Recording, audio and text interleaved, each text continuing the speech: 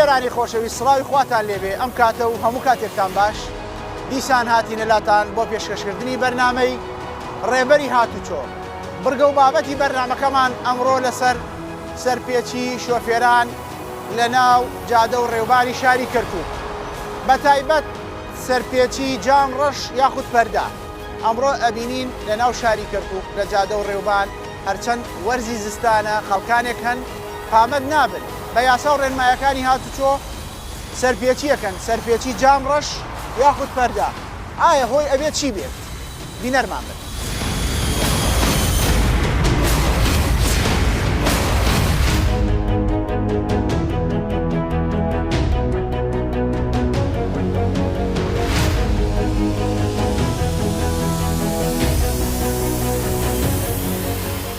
چۆنی؟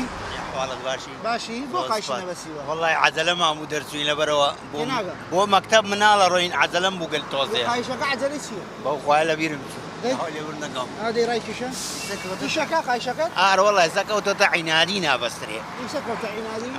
هەر ئێستاکە؟ بە قورئانی سبحان الله ئەدە بڵێ ئیش ناکەوتەوە وەڵای ئیشیە کرد بلێمیش نا ئێستا گیر بووتەوە عینادی بڕۆ سارەکە لێ ڕاگرە سارەکە لە پێشە ڕاگرە اسحب الإجازة والسنة مات محمد باشي أحوالك باشي وزعت بۆ قایش نابەسی والله ماما سارك خود زين شونه سياري عيب لە جادە أي والله قايش كان أنت ونيا هاي بنا داخله هاي بنا داخله يبي بس كان هاي بنا داخله بنا داخل بخارج بۆ چاشی ناکەی والله ماما بس بەرمەتیت ئیشەکە ساري يكون زينتي أو تاجكي أو باکۆم بێکات ئەو قایشە خوانە قاسەگە تووشی ڕووداوی هاتوچۆبی ئەو قایشات پارێزێ بس والله من سارك ما هو ندناكم استوى كاري بيويس تۆ لە جادە یاخودنا بعد والله ئەبێ بیبەستی ئیشەکە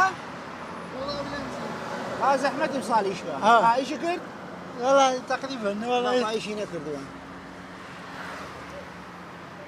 بڕۆ سیارەکە لەو پێشە ڕاگرە دەی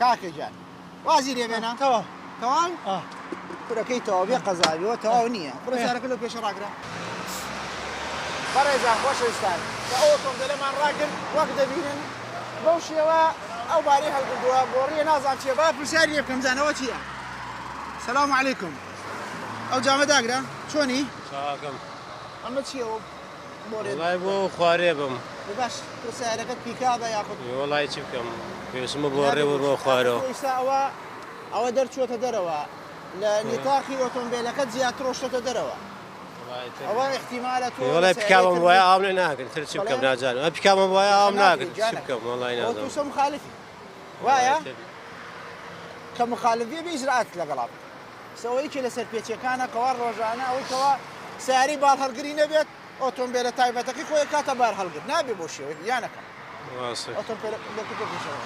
ئەم کاتت باش هەموو کاتێک باش چاوت ماچەکەم بەڕێزی سیارەکە ڕۆشە وڵای بیلادە گەورم بەڵێ هەرچەند بیلاد بێت بەڵێ قەدەغە کراوە تۆ مخالفی بیلاد ڕەش بێت یاخود دەرەجەی کەم بێت یاخود پەردەدانەی بە هەموو شێوە تۆ مخالفی ئەوە وەکو یاسا ئیستا بێت تۆ ئیجرئات لەگەڵا بێت غەرامەکەی 200,000 دینارە هەروە ئۆتۆمبیلەکەت حجز دەکرێت لە مدیریە حتا جامشیەک دێنی ئەو جامانە لێ کاتەوەی کاتە شەفاف جامی سپی بۆ دانە ئیجە بۆت بەڵێ باشە تۆ بۆ ئێری بگاتە ئەو ڕادێمە غەرامەتی نەحجزکەی جام مەمنون وەم جارە یارمەتیمان بن بۆ جارێکی تر ئینشاءڵڵا ڕەیزی خۆ تۆ لە جادە گیرایی تر ئەبێ ئیجرئات لەگەڵا مەمنونتین سیارەکە لەو پێشە ڕاگرە خۆشەویستان بەڕێزان هیوادارم سیارەکە دەرکات هیوادارم هەموو شۆفێرێک جام ئۆتۆمبیلەکەی ڕەشە بیگۆڕێت یاخود ئەگەر پەردەی دانەوە بیگۆڕێت بۆ ئەوەی تووشی ئیجرئاتی یاسایی نەبێ لەبەرەوەی سزاکەی 200,000 دینارە هەروەها ئێمە ئیجرئاتی یاسایی لەگەڵاکەین ئۆتۆمبیلەکەی حجز دەکەین لە ناو بەڕێبەراتیا چووی کەرکووک حتا ئەو جامڕەشە نەیکاتە سپی یاخود ئەو پەردانە هەڵ نەگرێ داوچێکی لێ وەرگرن بۆی دووبارە ئەو سەرپێچیە نەکا هیوادارم هەمووی پابەند بێ بە تایبەت جامڕەش و پەردا چۆنی؟ باش سێ بۆ پەردە داناوە سێ ڕۆژە سیارەکەم کڕیوە بیلات خۆیەتی خوا لەمان سەرێ دەستم باشە بۆ دایناگری؟ دایەگرم سەدایەگرم ازاني سزاكي سنه والله سدايق 200,000 دينار وسيارة كش تزكي بخوا سير كريمه نمزاني سدايق ما دير مي خورو لو بيش الله يقرا چۆنی براکەم بو جامك الرشا بۆ خوێن بۆ کاکێشم و ساری خۆم نییە هی برادێکمە لە ئینەوە هاتووم ئەوە ساحێبێتی يا اخي ستو ابي اجراءات اللي قلافين كاكي من بچووکیتانەکەم بەخوا لە سیانی هاتووم چیاڵی لە خزمەت بۆ تڕون کەمەوە ئەوەی ستۆ سەرپێچیی گەورایە ئەمڕۆ بە فەرمانی وەزیری ناوخۆ بەڕێبەری گشتی بەڕێبەری هاتوچۆی کەرکووک هەموو ئیجراءاتێکین لەگەڵ ئەوانەی کەوا جامڕەش و پەردەدانن من بچووکیتەکەم لە خزمەت ئامەگەڵی لەو پێشە ڕاگرا بەسەر چۆن لەو پێشە ڕاگرا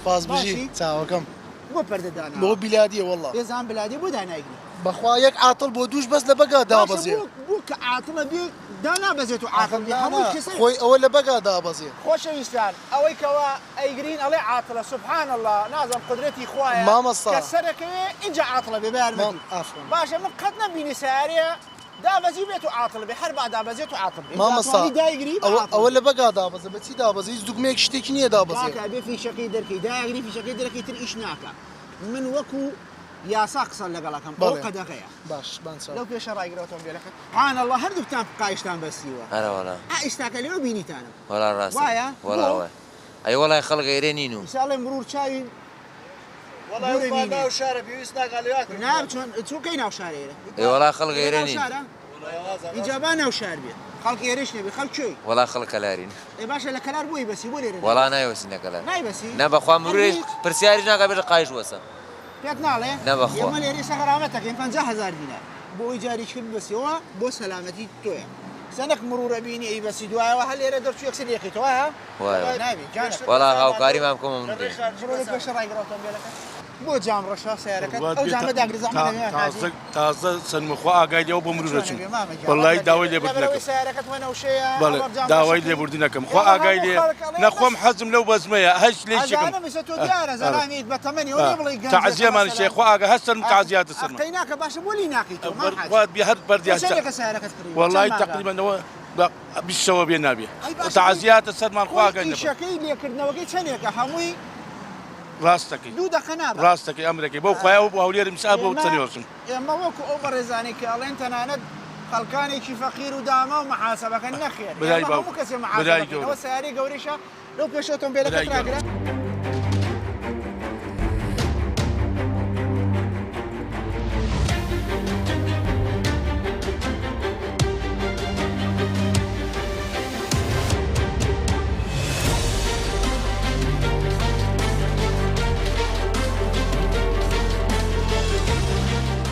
السلام عليكم. عليكم السلام. ليش شاد بردة؟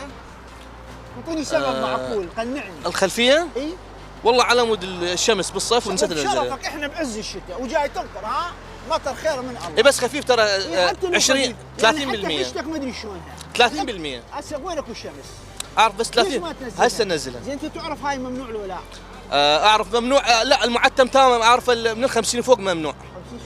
50% معتم كامل يعني.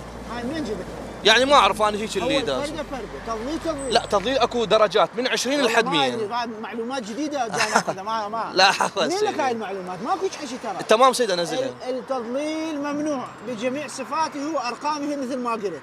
والفردة ممنوع. تمام. النسيجيه الحديديه الاخريه. فانت هسه حال مخالف، تدري ايش غرامته انت؟ المخالفه مالتك 200,000 دينار وتحجز سيارتك وناخذ من عندك تعهد بانه لا تكرر المخالفه. تمام. عليه يطبق سيارتك نزل الفردة، اطبق سيارتك قدام، يلا. ئەو پەردەیە چێ داتناوە بۆ خوایە سیاری خۆمان نییە مام حاجی بەس بە یارمەتی خۆت لەبەر ئەو گەنجە قساکەین سایقەکە بەڵێ ئەمە ئیشەکە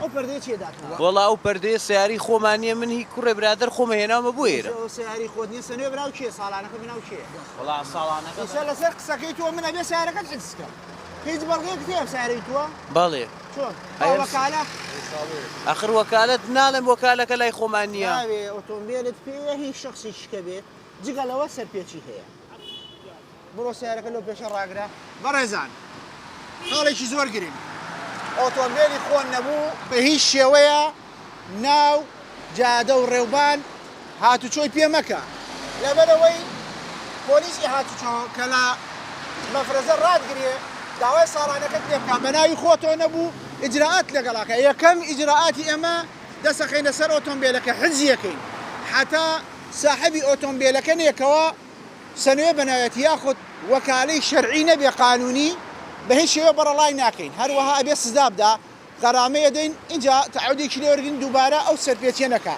اینجا خۆت مەکە ئەو مووقفەوە کەوا ئۆتۆمبیلەکەت پێیە هیچ شخصی چکەیە تەنانەت دەرەجە یەک باوکو و برا ئەوانەی کەوا دەرەجە یەکن نێزگن لێتەوە باوکو و برا و خوشک و دایک ئەوانە کێشەمان نییە بەڵام وەکتر بە هیچ شێوەیە ناکرێت لەبەرەوەی ئێمە ئەو ئۆتۆمبیلە لێ نازانین ئایا هی خۆتە لەگەڵ ڕێزم دزراوە ئیشارەی حجی لەسەرە هیچ شتێکی پێکراوە ئۆتۆمبیل احتیمالە ئیشارەی لەسەر جا داواکارم لە هەموو بەڕێزان پابند بن بە یاسا و ڕێنمایەکانی هاتووە ئەو پەردەی چی داتناوە وەڵا هەستانمە پیۆبی تازە سنوەگەر دەی سالیەکە مفڕێدەم ئەوەی ئەیگرین ئەڵێ تازە کاکە یاخدەکەت بۆ دەرکەم ڕاستەکەی بەڵام هەرچەند تازەکری بۆ قەدەغی بەسەر چاو بەسەر چاو ئەمرەکەی بەسەر چاو وەکو پۆلیسی هاتووە ئیجراعات لەگەڵات باشە براکەم سزاکەی 200,000 دینار باشە براکەم ئۆتۆمبیلەکە لەو پێشە ڕاگرا حسب التعليمات اولا هاي موصليه مستنسخه حسب التعليمات اي سياره فحص مؤقت حتى وان كانت حكوميه تحجز هاي بامر الوزير فعليه سيارتك حكوميه تمام حكوميه بس فحص عليه تحجز استاذ رافعين كتاب للوزاره ننتظر بس يجي يمنع اسمع كلام اخوك بس بالك يمي نعم يمنع هذا راح اقول لك هاي جمل اسمعها زين يمنع تجوال اي مركبه تحمل لوحات فحص مؤقت وعايده لاي جهه كانت حتى وان كانت حكوميه او اهليه او عايده لشركات فعليه هسه يتم اجراء حجز سيارتك يعني عندنا هاي الكتاب هنا ما بيها مجال هاي تعليمات الشركه اطلق سيارتك قدام تمام تنحجز سيارتك حتى لو كانت حكوميه اطلق سيارتك قدام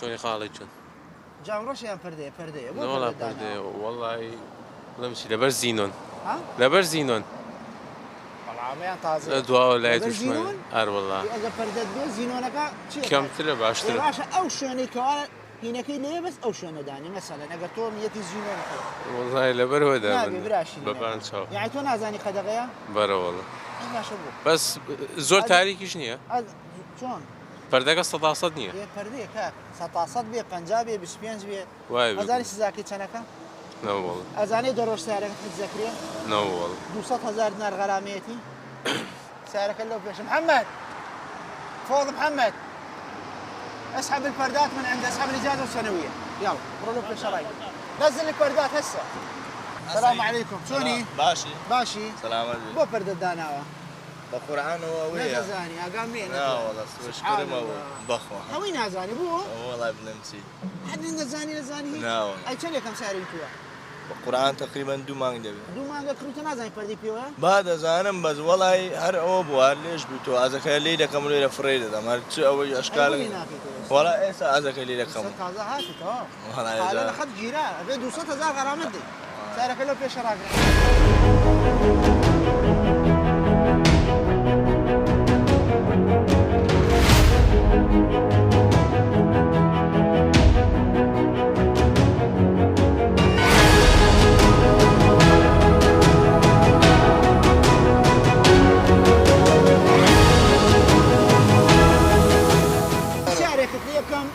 بەڵێ وڵام من بدەیتەوە من زۆر مەمنونتە بەڵێ سەیدی ئەم قایشە ئێستەبەستت وایە بەڵێ ئەمەیە ئەو پەردەیش سەدادگر برادر لە وەڵا هەڵە لە زۆر کۆدام کرد بوو اي بو لويشن بخوا لوي هو كايسه داغري لا بخوا هل حريق لي باشا بس هاي شكش داعين بي بس باشا بس تشالسي باشا رجعنا السلام عليكم شلونك؟ حبيبي الغالي شفتك سمير تمام؟ هو حقد تشد الحزام؟ لا ما له حقد هسه شاد ولا لا هيك خالي شوف والله بس هذا بيتي هنا انا اسحبها؟ اي شديتها بعد شنو؟ اي زين ليش ما تطلع من البيت تشدها تشوف الموضوع؟ صراحة مو هي اصلا كركوك صغيرة فمثلها حقت حتى لو صدق كذي انت وين بيتك؟ هذا بيتي اي انت منين جاي هسه؟ من الدوام من الدوام جاي لنا هنا انا يعني صغير ايش قد صار لك ربع ساعة 10 دقائق يعني تقريبا بالامكان تشده حتى لو داخل دقائق. مدينة كركوك ما يصير اخي حال سلامتك تمام لا سامح الله تعرض للحادث انت تتاذى والله اذا ما شاد الحزام 4 حوادث واحدة من الحوادث اتذكر انضربت بها على طريق سليمانية كنت ما شاد الحزام هذا من انا كل هالفقرات طلعت المفروض انت اول الناس هسه تلتزم صحيح يعني ايش وقت يعني تنتظر لا سامح الله حادث احنا مشكلتنا تدري شنو؟ بالاساس مالتنا نحكيها صراحة يعني احنا ما متعلمين على هذا الشيء اساسا ما يراد لها تعليم هسه انت تعرف اي يعرفها ويحرفها هسه تعرفها زين انت هاي تستفاد من عندها يعني شنو الضرر اذا هيك سويت؟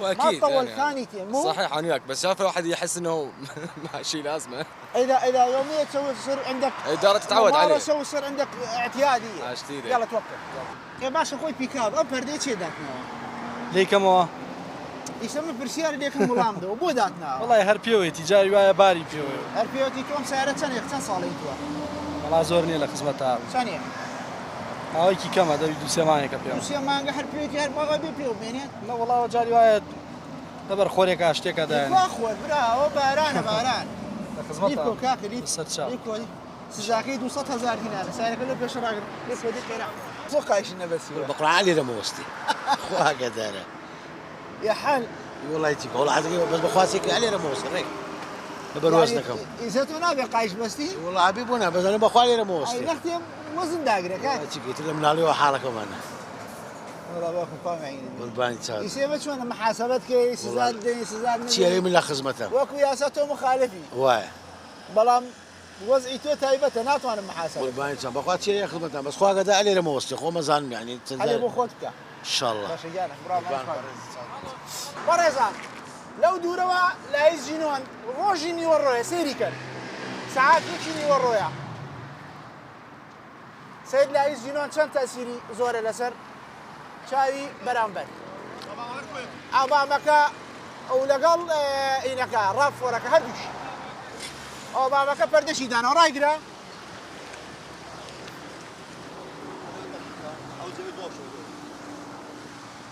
السلام عليكم شلونك؟ الله يحفظك لا ما عليك ما تطلع من الصبح تفضل ما تطلع السلام عليكم عليكم السلام ورحمه الله فردات ليش مخلي فرده؟ بس لحظه هذه بلاد تمام بلاد المفروض تنزلها هاي وحده اثنين لا يتجينون والله البارحه مشتريها شوفك العقل ما يخالف انت هسه بس برخصتك انت سايق نعم تسوق بالليل نعم اذا السياره المقابلك تشغل هذا لا يتزينون انت تتاذى لو لا حلو تذا تمام بلي والله زين ليش انت عليك حلال وعلى غيرك انا البارحه مشتريها تفضل اذا مو البارحه مشتريها سيارتك قدام لا يتزينون يعني بهيك وقت وهذا اللايت قوي ياثر عليه شلوني؟ تشاو كم ولا يزينون الدانا يا اخوي وايا والله اخوي للشركه هات هو لساس برسيار كان اگر شو اوتومبيلك ريب خارجي بله او برامبر تلاقي تجينون بيت اسيناك من خوم بيزارم بيزار وايا براسي بس ناقوري براسي والله برسياري شم كردوها ثاني تو ممنوعه يا بله ممنوعه نق ممنوعه هر اما سزايد كي ازعاجي بي اجراءات شي لقلاك راسك اوتومبيلك له في شراقله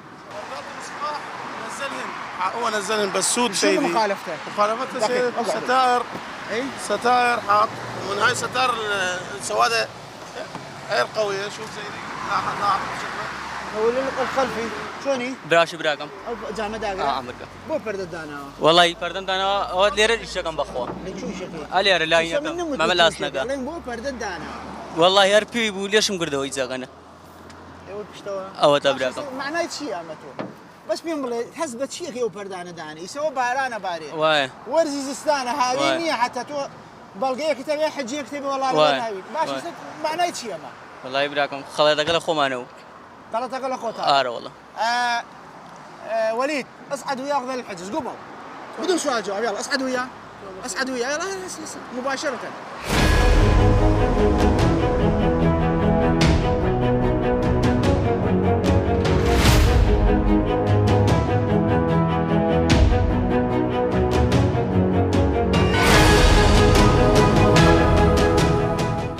السلام عليكم. سلام شلوني؟ ماشاء فريا كوتي بس. فريا كوت والله. ماشي ولا مالو نايس. والله لا بير نشوف. او قايشه بو سلامتي توزاني. واه بس خوش. ودار دايمي بس. بس مرور بيني بس. سلي رو درتشي حقيقه. لا انا خبنا. لا تشدي مولودي ومني. شلوني؟ سرچاو باشه برزم. والله هو كات خدامنا بخان نايب كان سعركم نا سعركم قريب هر لنايب والله لا هايبين كات خويداتنا بو خور من دامنا نا سعركم قريب دامنا والله تقريبا دومانجه كبس دومانجه كبي والله يبوني ناكي تو كاك والله بشتو شون او انين او راس بوشي دامنا والله راسك بو جواني بوي تسبيحي لقداني ياخذ ميداليه يعني دانرا بوي بشتو خود بيني راس جانكم راسك فبنبون مصلحتي تويتيا او جامعه او عينه دانا بوي بيشتو خود بيني او ايش قدغيا 200000 غرامه كيتي يلا في سايق له في شراكنا السلام عليكم شلوني كمرور تام بيني جا بردكتان لك دو بولا مالو نتكر فردمان بينيه شلون انا شاك اي او بشتو شيا هو دفي ابو سيدي دفي وين ما داوم حفته بحفته لا ازانم استا او برده بيت يا اخي شي بيت لقد جامعه كدبو نا فردمان بينيه سيدي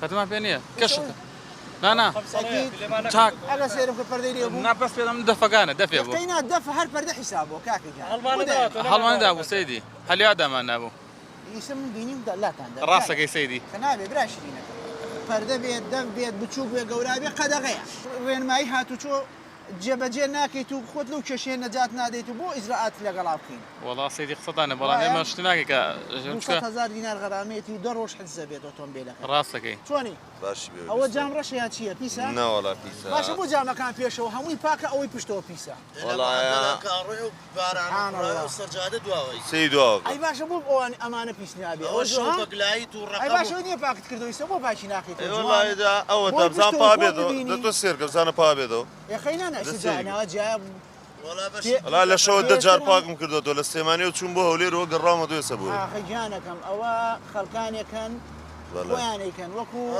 موديل كان لا والله ما لو جنابي شويه من بيت الله من بري جامع كان ام بيودي هيك بيس نبو بس هو بيشتغل والله موديل ني ما كسابه دق موديل هناك بو اوي خود درخيته ولا اجراءاتي بوليسي هاتشو فابن ماشي جانكم بروقاتي السلام عليكم. السلام مام حاجي شلوني؟ قربان شوف السلام. أم كركمة. كركتة. ولا يزينوني لنا. والله أوز من داب قصاد. ماشي وزينوني أنا. لدس. نازل ممنوعة. بوقع تذكرتي حبتك يبي قوري. تذكرتي. كسر. ما شاء الله. أنا والله. أي شيء أقريان تذكرتي أنا قايليني. لا هو هذا مستشفى عزازي دوامك بس ودي الناس. يزينون ممنوعة. كريتي يبوك. هذا براشي. بوقع كمان. أتوم بياكلوا بيش الراجل. ما نساو عمرك. بينا راري خوشويس ام حالته ببینین ام برزا بوشیوا بام تابلوکی داوا نازانین آیا لبر کامیره آیا لبر چیه نازانین بزنو قرسیاری دیکن هاي چیه والله من الله قديم او دايخه شوني ماشي بقربان ماشي سلامة يا اخو او چیه والله يوم من دار بشكل ما لي داوا من دار بشكل انا والله والله يستسيبك شو زانيت من دار بشكل باخوال اخبار قابلي داوا ماشي اقعد ازاني ولا ينادي بقور عنهم زاني من اي شلون ازاني من والله يا ورا خريجي من المال عودات عنا ابوي كاميرا ندا نبو اخوا خذيك نبو كل بعض مريش نسيو هناك بوشي وتو ايش صار بيتشي زو قوري والله راسي واعي بيني جا سونيا كتم دريا والله راسي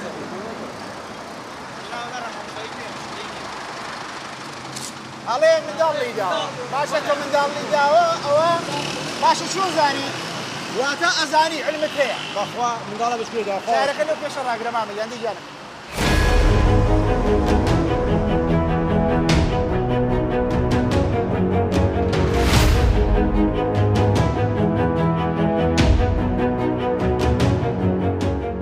بینەرانی خۆشەویست لێرە دادینە کۆتایی بەرنامەی ئەمڕۆمان تا دیدارێکی تر بەخواتان دەسپێرم خواتان لەگەڵ